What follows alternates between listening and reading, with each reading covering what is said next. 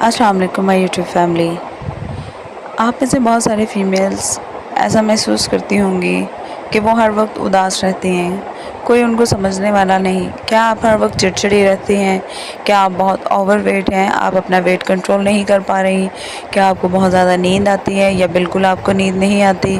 آپ کے ذہنی دباؤ آپ محسوس کرتی ہیں؟ یہ ساری چیزیں آپ کے ہارمونز کے امبیلنس ہونے کی طرف اشارہ کرتی ہیں۔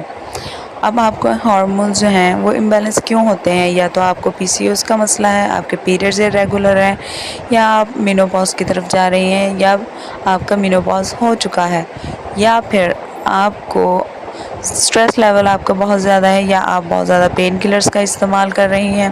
یہ ساری چیزیں آپ کے ہارمونز کو امبیلنس کرنے کی طرف بہت زیادہ رول پلے کرتی ہیں۔ خاص کر کے آپ کا جنک فوڈ، اگر آپ جنک فوڈ کھاتی ہیں یا کولڈ ڈرنکس وغیرہ کا یوز زیادہ کرتی ہیں، اپنے ہارمونز کو کنٹرول کرنے کے لیے اور اپنے ویٹ کو کنٹرول کرنے کے لیے ہارمون تھیراپیز ٹریٹمنٹ لازمی کروائیں، اور اس چیز کو سمجھنے کی کوشش کریں کہ آپ کی باڈی آپ کے ساتھ کیا بات کر رہی ہے۔ آپ اپنی باڈی کو انڈرسٹینڈ کرنے کی کوشش کریں۔